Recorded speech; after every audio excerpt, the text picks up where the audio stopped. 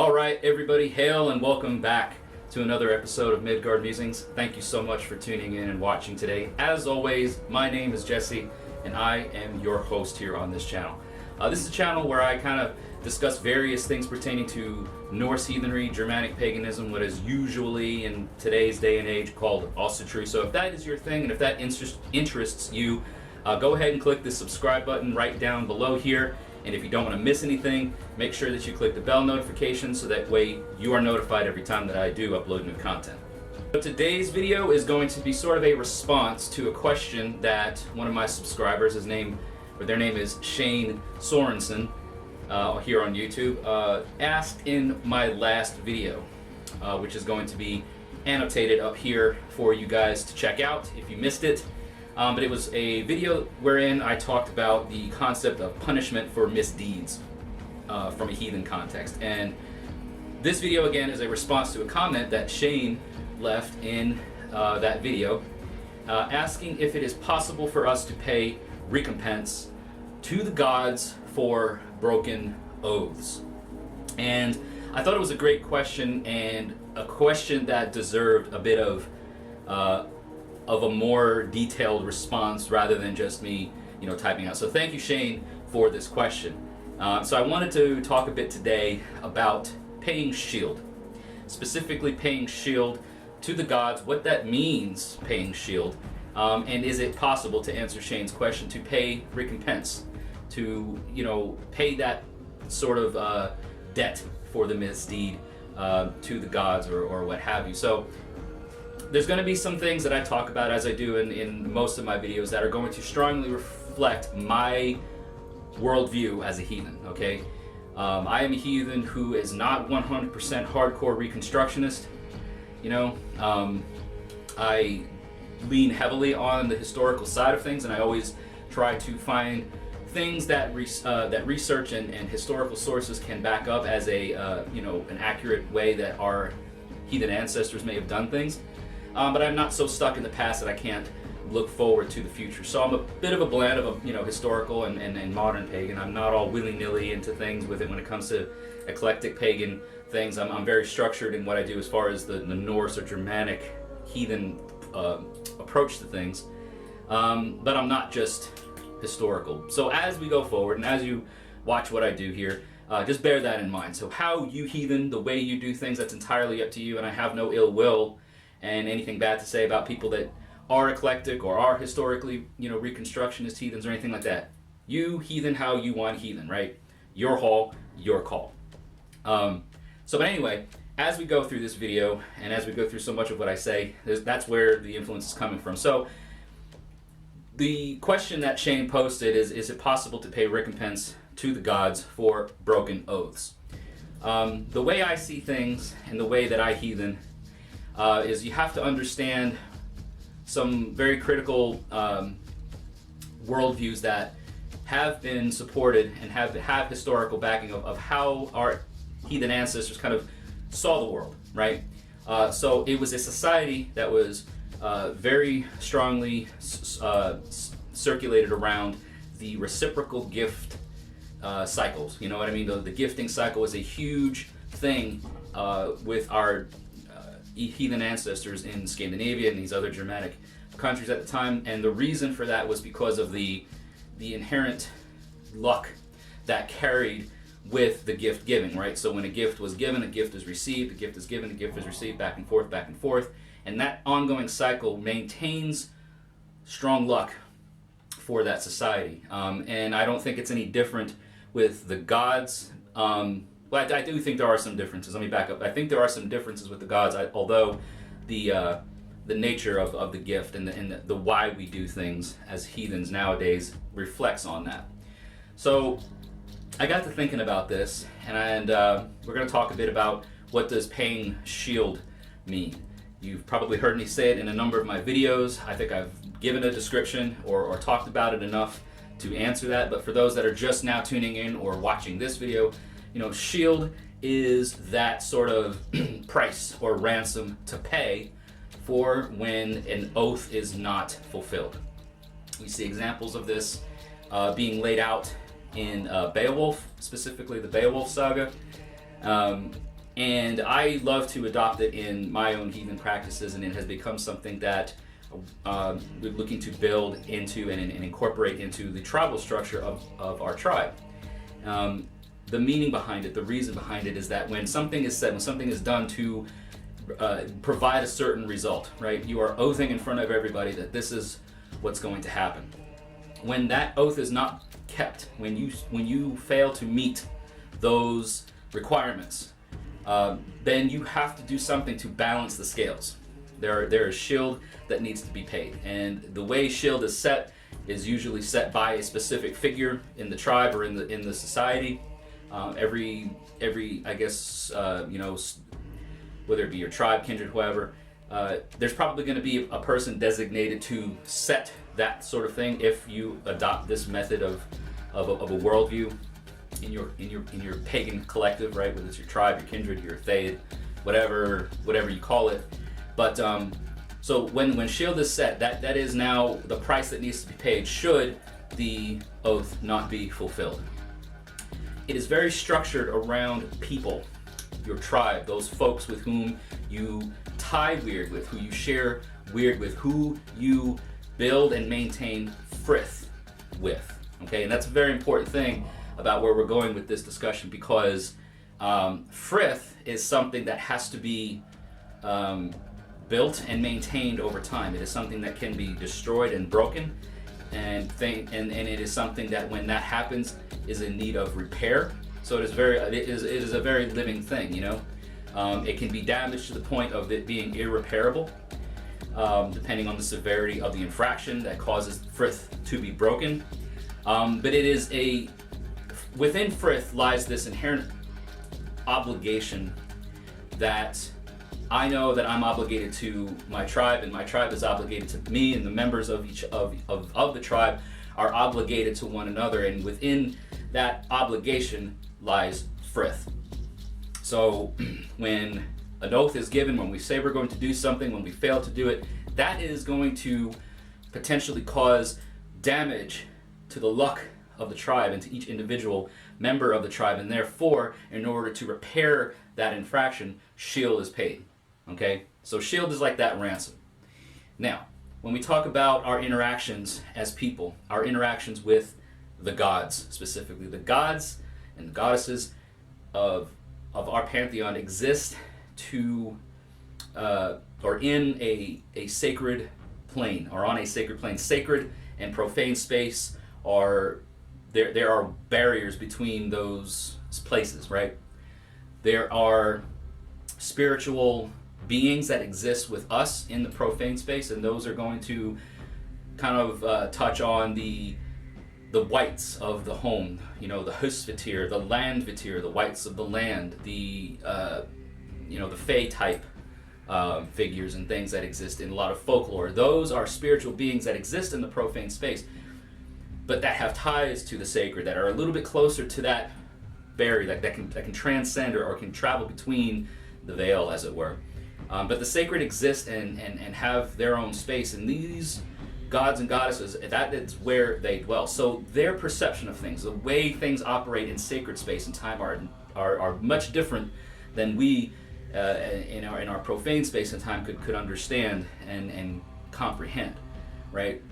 And again, this is probably getting into some stuff that is my own UPG. This is my own view of things, but I see a very defining separation between the gods and us. They are sacred. They are gods for a reason. They are not infallible, right? But they are also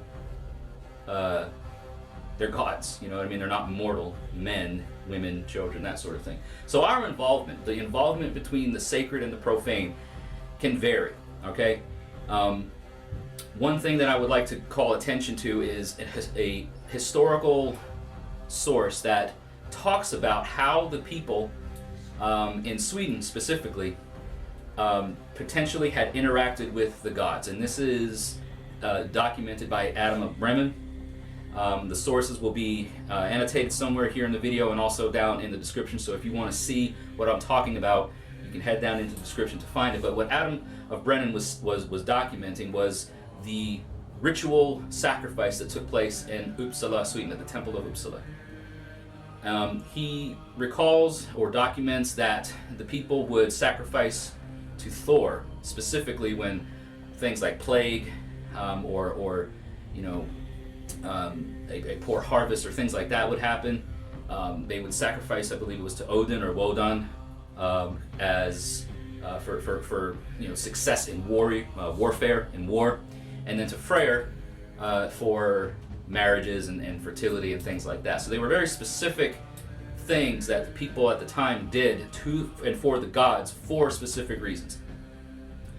The gesture of the sacrifice, the reason to give a gift to the sacred, was to maintain a level of frith that we can have with the gods, or that they could have with the gods, to make sure that things happened that benefited them in the profane space and time, that their crops were not destroyed early, that they were able to harvest their crops successfully, that they didn't have death, famine, and plague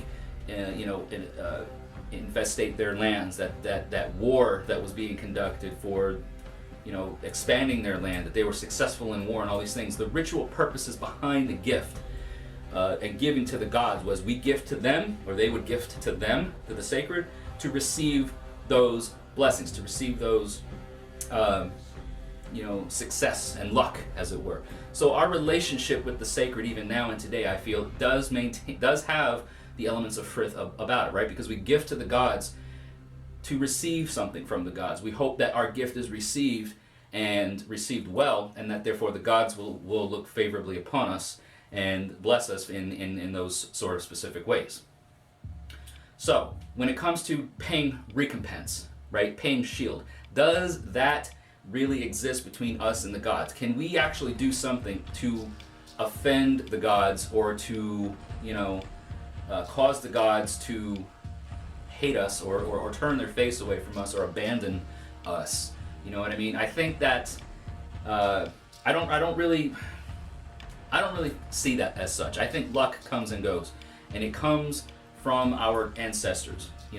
We get what we get in life from our own hard work and from our own deeds and from our own gestures, because we are our deeds. We get the things in life that we collect through our own efforts, but some of that luck, some of that the orlog that we've inherited from our ancestors, that carries down through the well, that we finally are now touching upon and receiving, can impact the success or the luck that we have in modern times. I don't think that it has anything to do with whether the gods are happy with us, or whether they've abandoned us, whether they've turned their backs on us, or anything like that.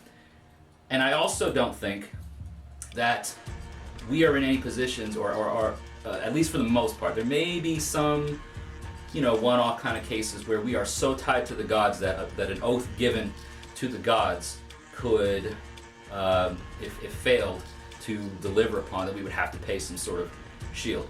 I think that kind of falls into line with the way that the heathens in Sweden would sacrifice to the gods at Uppsala every 9 years, or every 9th year they would do this great massive sacrifice to make sure that they were still in favor with the gods, and that the gods would still give them their blessings and that sort of thing. So is it possible to pay recompense?